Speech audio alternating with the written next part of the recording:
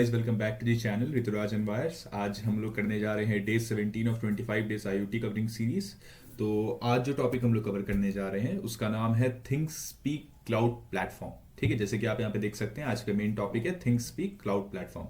ये एक API platform है जिससे कि क्लाउड डाटा एनालाइज करता है। ठीक है, तो देखिए फर्स्ट हम लोग जो टॉपिक पे जाएंगे वो है introduction to think speak. Think speak को समझेंगे, थिंक स्पीक का आर्किटेक्चर को समझेंगे, चैनल्स और फीड्स को समझेंगे, डाटा अपलोड कैसे होता है एचटीटीपी एपीआई से उसको समझेंगे, डाटा रीड कैसे होता है उसको समझेंगे, एपीआई की राइट की एंड रीड की दोनों के बीच का डिफरेंस भी समझेंगे, डाटा विजुअलाइजेशन यूजिंग चार्ट समझेंगे, MATLAB's analytics in ThingSpeak समझेंगे, data upload, data update rate and limitation समझेंगे, use case ThingSpeak in IoT समझेंगे। ठीक है, तो चलिए बढ़ते हैं फर्स्ट टॉपिक की तरफ।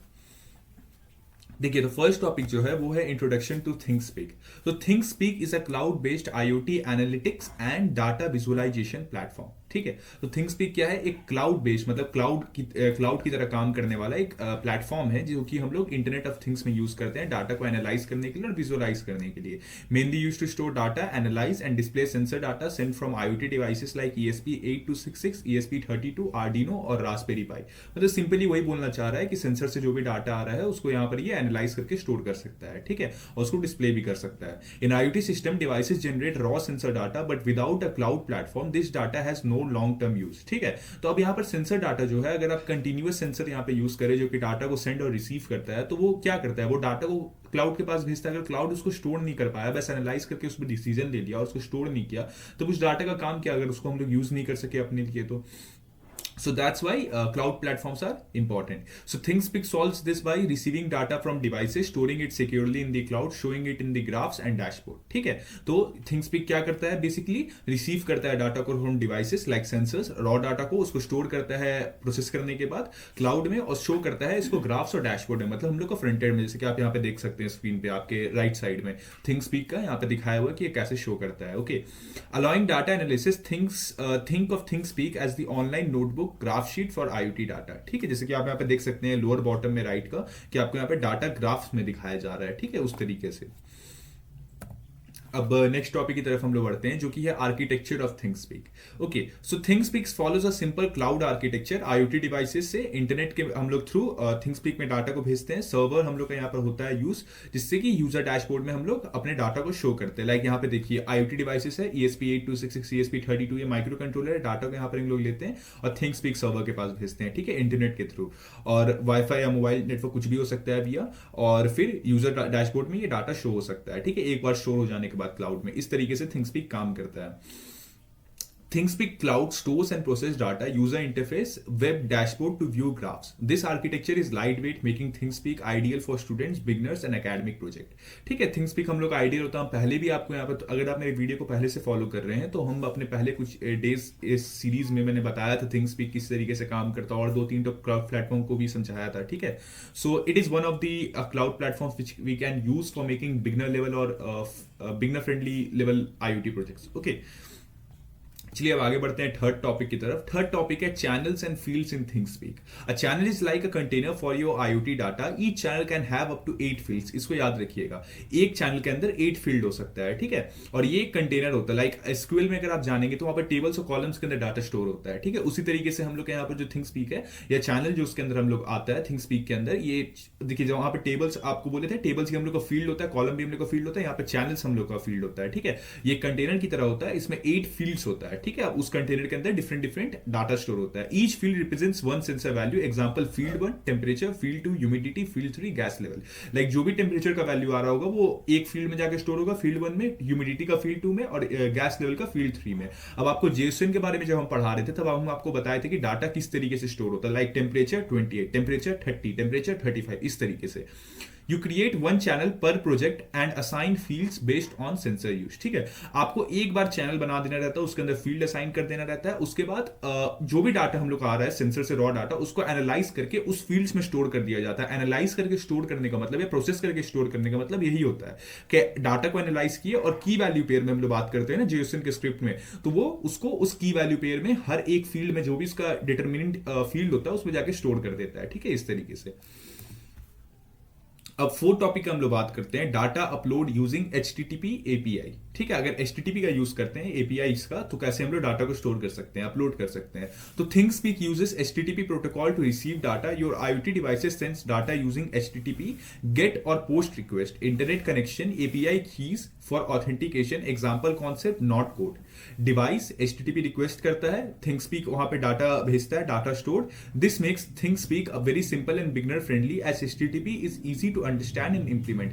जहां पे हम लोग जेसन का यूज कर रहे थे, वहीं पे हम लोग अभी HTTP का यूज कर रहे हैं एज एन API टू। तो देखिए, डिवाइस में हम लोग का HTTP रिक्वेस्ट करता है, जैसे कोई भी डिवाइस है, समझ लीजिए हम लोग का यहाँ पर एक डिवाइस है जो कि हम लोग का डैशबोर्ड की तरह काम कर रहा है। डैशबोर्ड मतलब समझ लीजिए एक टैबलेट है जिसमें कि हम लोग का डाटा शो हो रहा है, जो भी सेंसर से यहाँ पे सेंड कर रहा है। ठीक है, तो वो रिक्वेस्ट करता है कि हमको एक डाटा दो। ठीक है, HTTP का हेल्प से वो थिंगस्पीक के पास जाता है, थिंगस्पीक जो भी डाटा स्टोर रहता है वो उसको भेज देता है वापस से HTTP सेंड से, और वो डिवाइस को जाके डैशबोर्ड में शो कर जाता है। ठीक है, so this makes ThingSpeak very simple and beginner friendly as HTTP is easy to understand and implement. इस तरीके से पूरा काम करता है। ओके, चलिए अब फिफ्थ टॉपिक की तरफ हम लोग बढ़ते हैं। फिफ्थ टॉपिक है data read using HTTP API। Like data upload, data can also be read from ThinkSpeak using APIs, HTTP APIs.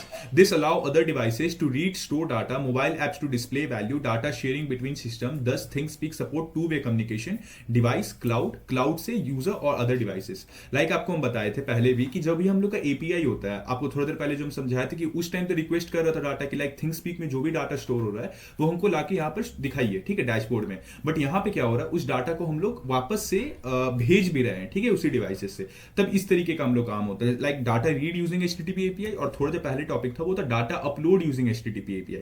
ये डाटा अपलोड होने के लिए भेजा जा रहा था और ये डाटा रीड करने के लिए मांगा जा रहा है। ठीक है, ये दोनों के बीच का डिफरेंस। होप सो आपको समझ आ रहा होगा। अगर आपको कहीं पे भी डाउट या कंफ्यूजन रह रहा होगा तो आप कमेंट बॉक्स में कमेंट कर सकते हैं, आप मेरे वीडियो को वापस से रिवाइंड करके देखिए। होप सो आपको वापस से समझ आ जाए।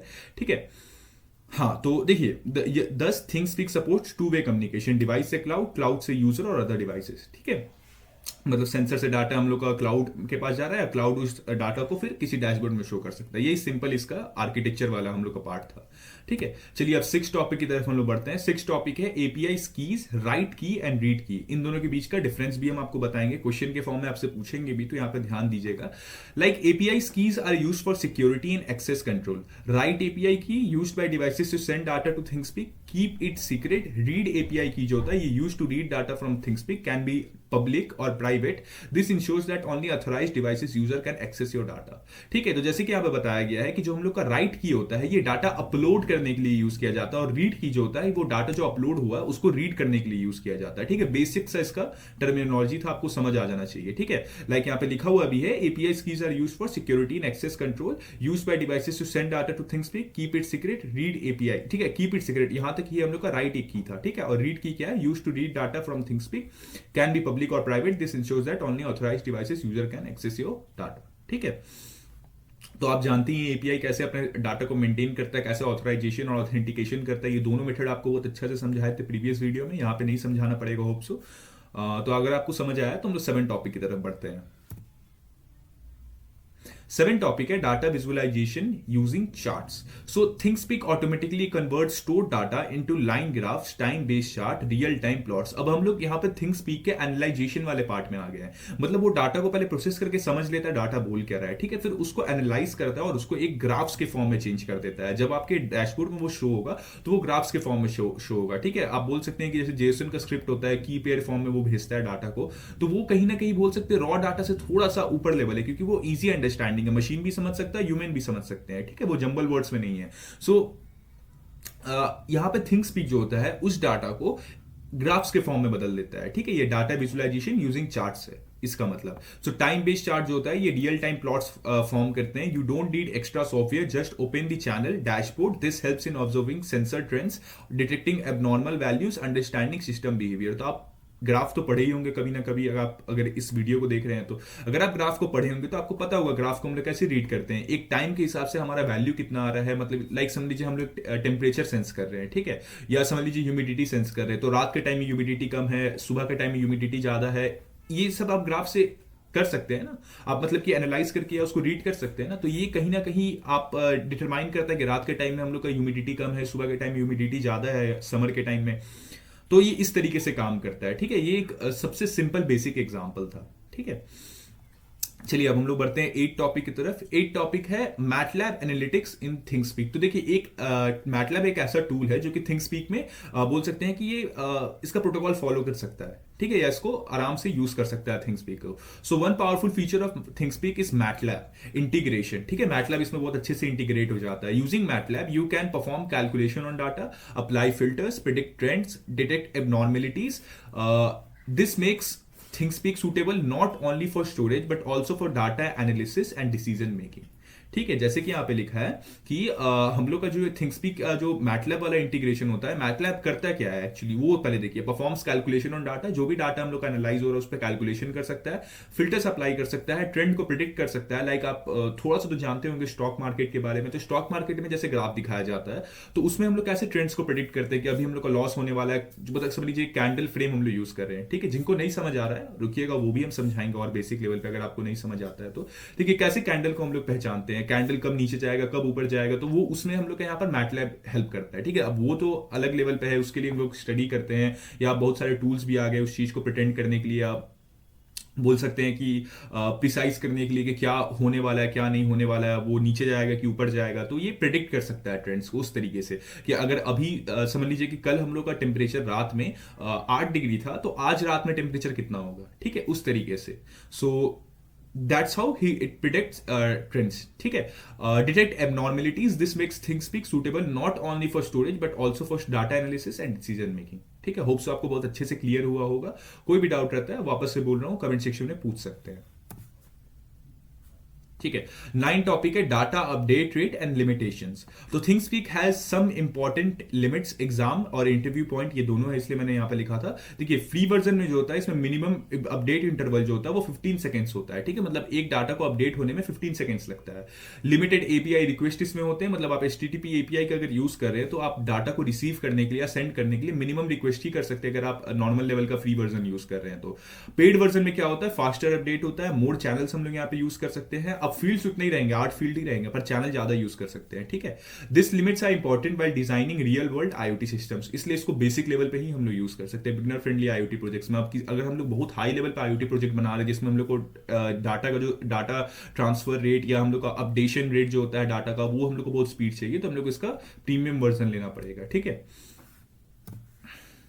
ठीक है। लास्ट टॉपिक पे हम लोग यहाँ पे आ गए हैं, use cases of ThingSpeak in IoT। So common application, weather monitoring system जैसे कि हम बताए थे, smart agriculture, soil moisture temperature, और home automation monitoring, energy monitoring, student academic IoT projects में तो ये यूज होता ही है। ThingSpeak is excellent for prototypes and learning through large scale system, use advance cloud platforms, ठीक है। मतलब कि हम लोग का ऐसे तो लार्ज स्केल सिस्टम जो होता है ये एडवांस क्लाउड प्लेटफॉर्म्स यूज करते हैं, जैसे कि आपको उसके बारे में भी हम बताए हुए हैं, बट बिगनर लेवल पे हम लोग थिंकस्पीक यूज कर सकते हैं, ठीक है। That was all for the topics and the study. अब हम आपको ले चलेंगे क्वेश्चन वाले पार्ट में, जो कि सबसे इंपॉर्टेंट पार्ट है, ठीक है। तो देखिए एज इन जब क्वेश्चन आपको यहाँ पे स्क्रीन में दिखा रहा है तो आपको इसको पहले खुद से सॉल्व करना, वीडियो स्टॉप कीजिए, खुद से सॉल्व कीजिए, और फिर मैं अभी सॉल्यूशन बताऊंगा, ठीक है। एक एक करके मैं सारे क्वेश्चन के सॉल्यूशन बताऊंगा, आपको समझाऊंगा भी, तो फिर आपका जो भी डाउट रहता है या जो भी मिस्टेक्स होता है आप उसको करेक्ट कर सकते हैं, ठीक है, समझ भी सकते हैं।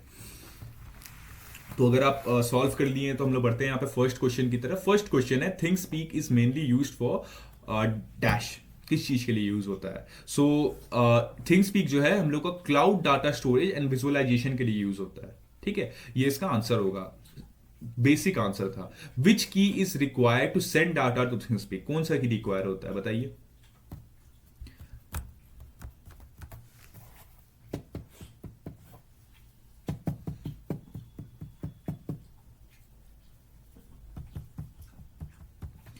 तो जैसे कि हम लोग पढ़े थे, डाटा जब रीड करते हैं, मतलब डाटा को जब पढ़ना रहता है, डाटा को जब मंगवाते हैं, तब हम लोग क्या करते हैं, तब हम लोग रीड की का यूज करते हैं। पर जब डाटा को अपलोड करते हैं तब किसका यूज करते हैं, राइट की का करते हैं, ठीक है। थर्ड क्वेश्चन है, ThingSpeak channel can have maximum how many fields, 8, ठीक है। चैनल्स बढ़ सकता है, फील्ड नहीं बढ़ता है। ThingSpeak is own by which company, MathWorks, ठीक है, मैथवर्क इसको ओन करता है। Which analytics tool is integrated with ThingSpeak, जो कि इसको बहुत ही मतलब बोल सकते हैं कि IoT प्रोजेक्ट्स में ये बहुत हेल्प करता है। लाइक जो इसका चार्ट वाला ये होता है उसमें सबसे ज्यादा वही टूल हेल्प करता है, मैटलैब, ठीक है। व्हाट इज थिंकस्पीक, ठीक है। अब देखिए ये आपको अभी थोड़ा तो बेसिक समझ आ गया होगा, आप खुद से बोल सकते हैं, बट अगर आपको हम यहाँ पर थ्योरी में बताएं, क्योंकि हम समझा तो चुके हैं, आपको हम थ्योरी यहाँ पे बताते हैं। Things speak is an open source internet of things platforms and API that allows users to store, collect and analyze sensor data in the cloud। ठीक है, बेसिक्स आप बोल सकते हैं कि ये एक ब्रोकर है, ठीक है, एक ब्रोकर की तरह काम करता है। ये क्लाउड में किसी भी डाटा को स्टोर करने से पहले एनालाइज कर सकता है, प्रोसेस कर सकता है और तब उसको स्टोर कर सकता है। ठीक है, ये थिंगस्पीक का काम होता है और ये इंटरनेट ऑफ थिंग्स में बेसिकली यूज होता है। ओके, उसी चीज के लिए ये डिजाइन हुआ है। सेकेंड नंबर क्वेश्चन है, what is channel in ThingSpeak. So channel क्या था, हम आपको बताए थे एचटीटीपी हम लोग का जैसे एसक्यूएल के अंदर टेबल होता है कि हम लोग टेबल्स और कॉलम्स में यहाँ पे डाटा को बांट के रखते हैं, उस पर्टिकुलर डाटा के लिए टेबल और कॉलम को डिफाइन कर देते हैं। और हम लोग का थिंगस्पीक में चैनल होता है। चैनल हम लोग को बोल सकते हैं कंटेनर होता है। कंटेनर्स के अंदर 8 फील्ड्स होते हैं, बोल सकते हैं लेवल होते हैं, 8 लेवल्स होते हैं, और हर फील्ड में जो कि लेवल है हम लोग के, वहाँ पे अलग अलग डाटा को स्टोर कर सकते हैं। एक पर्टिकुलर डाटा को डिफाइन करके उसमें स्टोर कर सकते हैं, लाइक टेम्परेचर उस फील्ड में, ह्यूमिडिटी सेकेंड फील्ड में, आप बोल सकते हैं वेदर थर्ड फील्ड में। इस तरीके से काम करता है। Okay, so a channel is a database where your IoT data is stored. Each channel contains up to 8 data fields, location fields and a status field। ठीक है, इस तरीके से ये काम करता है। ओके, अब क्वेश्चन नंबर 3, जैसे कि हम लोग देख रहे थे, क्वेश्चन नंबर 3 जो है ये हम पहले भी आपको बताए थे कि आने वाला है। तो डिफरेंस बिटवीन रीड एपीआई की एंड राइट एपीआई की। ठीक है, रीड एपीआई की आपको पहले ही बताए थे, ये जब डाटा को रीड करना हुआ, ठीक है, जो भी डाटा हम लोग का स्टोर हुआ है, जो भी अपलोड हुआ है डाटा, उसको रीड करना। और राइट एपीआई की होता है जो अपलोड करता है, ये इसका बेसिक मीनिंग होता है। ठीक है, so write API key use to upload send data from a device और a sensor to a ThingSpeak channel. Okay, और जो रीड एपीआई की होता है, ये use to retrieve access data from a channel to display it elsewhere और for internal analysis. ठीक है, तो ये दोनों के बीच का डिफरेंस होता है। एक रीड करने के लिए यूज किया जाता है डैशबोर्ड में, और एक यूज होता है हम लोग का डाटा को अपलोड करने के लिए क्लाउड में। Okay, so how is data visualised in ThingSpeak. So data is visualized using built-in charts and gauges like line graphs that updates in real time. You can also use MATLAB visualization for more complex custom plots। ठीक है, जैसे कि हम लोग जानते हैं कि हम लोग का थिंगस्पीक क्यों फेमस है, अपने चार्ट्स के फॉर्म में जो डाटा को वो शो करता है डैशबोर्ड में, उसलिए इतना फेमस है। ठीक है, जब वो एनालाइज करता है किसी भी रॉ डाटा को, तो वो उसको प्रोसेस करके एक चार्ट के फॉर्म में उसको, या ग्राफ के फॉर्म में बोल सकते हैं कि रिप्रेजेंट करता है डाटा को। So that's why that's how ThingSpeak visualise the sensor data और रॉ डाटा। ओके, और हम लोग इसके ऊपर मैटलैब यूज कर सकते हैं फिर उस डाटा को कैलकुलेट करने के लिए और कॉम्प्लेक्स कैलकुलेशन करने के लिए। ठीक है, बेसिक जो हम लोग का इंटीग्रेटेड टूल होता है थिंगस्पीक के अंदर, मैटलैब। फिफ्थ क्वेश्चन है, right one real life IoT use cases of ThingSpeak. तो बहुत सारे आईओटी यूज केसेस है, पर हम लोग जिसका बात करेंगे, हम आपको वाला बताते हैं। ठीक है, एक ही बताना है ना, तो हम आपको सिंपली यही वाला बताते हैं। ठीक है, मैं सोच रहा था आपको कुछ अलग बताता, बट ठीक है, ये भी बहुत अच्छा एग्जांपल है, स्मार्ट एग्रीकल्चर। ठीक है, अब एग्रीकल्चर में आप इसको किस तरीके से यूज कर सकते हैं। जब हम लोग एप्लीकेशंस ऑफ थिंगस्पीक समझ रहे थे, तो हम लोग यहाँ पर सॉइल के मॉइस्चर को और वेदर कंडीशंस को बोल सकते हैं मेजर करने के लिए यूज कर सकते हैं। So monitoring soil moisture and temperature in a field and sending that data to ThingSpeak to trigger an automated irrigation system. Like जब मॉइस्चर कम हो रहा है हम लोग का लैंड में, जब वो इनफर्टाइल लग रहा है या बोल सकते थोड़ा सा ड्राई लग रहा है लैंड, तो एट अ पर्टिकुलर बोल सकते हैं ह्यूमिडिटी जब आप उसको सेट करेंगे कि इतने ह्यूमिडिटी से जब कम आए तो आप इरिगेशन स्टार्ट कर दो। ठीक है, और इतना ह्यूमिडिटी जब पहुंच जाए तो इरिगेशन को बंद कर दो। ठीक है, इस तरीके से हम लोग यहाँ पर थिंगस्पीक को यूज कर सकते हैं। मतलब सेंसर डाटा थिंगस्पीक को भेजता है, थिंगस्पीक उसको एनालाइज करके प्रोसेस करता है कि अभी क्या चल रहा है और इस पर क्या डिसीजन लेना चाहिए। क्लाउड उसको फिर मिलकर लोग डिसीजन लेते हैं और उस फिर डिसीजन को आगे भेजा जाता है एक्चुएटर के पास, या बोल सकते हैं जो भी डिवाइस है जो कि इरिगेशन कराएगा। ठीक है, और वो उस पर फिर एक्शन लेते हैं। इस तरीके से हम लोग का पूरा थिंगस्पीक मॉडल काम कर सकता है स्मार्ट एग्रीकल्चर में। होप सो आज का वीडियो आपको समझ आया होगा। Day 17 is all completed and that was all for today, and I hope so आपका थिंगस्पीक एकदम क्लियर हो गया होगा। अगर कोई भी डाउट रहता है आप कमेंट सेक्शन में पूछ सकते हैं मुझसे। I am always available for that, and या we will meet in day 18. Please follow this series, and if you are liking this series, subscribe and follow me on YouTube and Instagram, and we will meet tomorrow. Bye. And now, folks, it's time to say goodnight. We sincerely appreciate your patronage and hope we've succeeded in bringing you an enjoyable evening of entertainment. Please drive home carefully and come back again soon. Good night.